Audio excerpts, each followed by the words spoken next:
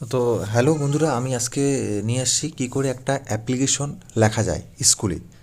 তো আজকের আমার টপিক ছিল হচ্ছে যে একজন ক্লাস নাইনের ছাত্র বা নবম শ্রেণীর ছাত্র বা ছাত্রী, তার বাবার নামটি ভুল রয়েছে স্কুলে। তো ক্লাস নাইনে রেজিস্ট্রেশন করার সময় নামটি সঠিক করবে।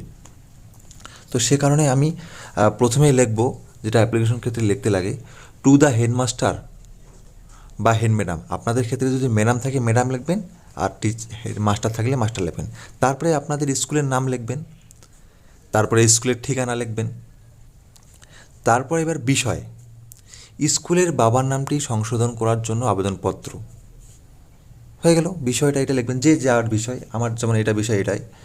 তারপরে মহাশয় বা মহাশয়া, যদি ম্যাডাম থাকে তাহলে মহাশয়া হবে, আর যদি টিচার থাকে বা পুরুষ টিচার থাকে তাহলে মহাশয়। দেখো আমাদের এই বিষয়টাই হচ্ছে যে আহ, আমি শুধু একটা উদাহরণস্বরূপ দিয়েছি। আহ, আপনারা এটা ভালো করে গুছায় লিখতে পারেন। আমি আমি যে সর্বশ্রেষ্ঠ টিচার তা না। আমি বেসিক, যা অনেকেই আছে যারা অনেক দূর পড়াশোনা করছে, অনেক জায়গায় গ্র্যাজুয়েশন কমপ্লিট করছে, অনেক পড়াশোনা জানে, কিন্তু ব্যাপারটা হচ্ছে এখানে হচ্ছে যে অ্যাপ্লিকেশন লেখার সময় অনেক সময় আমরা ভুলে যাই, গোলায় যাই, কী করে লিখবো, কী করে শুরু করব। এবং আমরা আমাদের নিজের না লাগলেও আমরা জানি আমরা ক্লাস নাইনে পড়ি না, কিন্তু আমাদের বাড়ির ভাই বোনরা, ভাই বোন বা আশেপাশে বাচ্চা কাচ্চারা আছে। তো এই কারণে আমরা এটা একটু প্র্যাকটিস করলে ভালো হয়। তো শুনে নাও আর একবার। আর সবিনয় বিনীত নিবেদন, এই যে আমি আপনার বিদ্যালয়ের নবম শ্রেণীর ছাত্র বা ছাত্রী,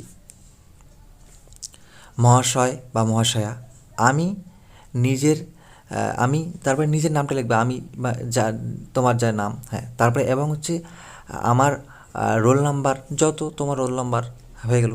তারপরে হচ্ছে আমার জন্ম সার্টিফিকেটে বাবার নামটি ভুল থাকার কারণে স্কুলে ভুল রয়েছে, এ কারণে আমি আমার বাবার নামটি সংশোধন করতে চাই। হয়ে গেল, স্টপ। এবার হচ্ছে যে আমাদের পরের প্যারাটা, এখানে আরও কিছু যোগ করতে পারো তোমরা, কিন্তু পরের প্যারাটা হচ্ছে যে এতএব মহাশয়, এতএব মহাশয়া বা মহাশয়, আমি এখানে আগেই মহাশয় দিলাম। যদি ম্যাডাম থাকে তাহলে একটাই, যে কোনো মহাশয় বা মহাশয় একটাই হবে, হ্যাঁ। তো আমার বাবার নামটি সংশোধন করার জন্য বিনীতভাবে আবেদনটি মঞ্জুর করিবেন বা বাধিত করিবেন। এখানে আপনি অনেক কিছু লিখতে পারেন, বাধিত করিবেন, মঞ্জুর করিবেন, দয়া করে করো, জোর হয়ে আবেদনটি গ্রহণ করিবেন, অনেক কিছু লিখতে পারেন। তো আমি বেশি কিছু লিখলাম না, কারণ এটা আমি শুধু জাস্ট বোঝানোর জন্যই দিলাম, হ্যাঁ। তো এরপরেও যদি আপনাদের কোনো অন্য কিছু বিষয় লাগে তো আমাকে এখানে কমেন্ট করে জানাবেন, আমি অবশ্যই সাজেস্ট করার চেষ্টা করব। তো এটা বেশি কিছু, একটা বিরাট কিছু ব্যাপার না। আমরা এটার সবচেয়ে বিষয় হচ্ছে প্র্যাকটিস করার উপর বিষয়। এগুলো ভাষাগুলো খুব একটা কঠিন না, একটা অ্যাপ্লিকেশন সুন্দর, কিন্তু আমরা অনেক ক্ষেত্রে লিখতে পারি না। তো যাই হোক, আজকে আমি আর দীর্ঘায়িত করব না ভিডিওটি, আমি এখানেই শেষ করব ভিডিওটি। ভালো থাকবেন।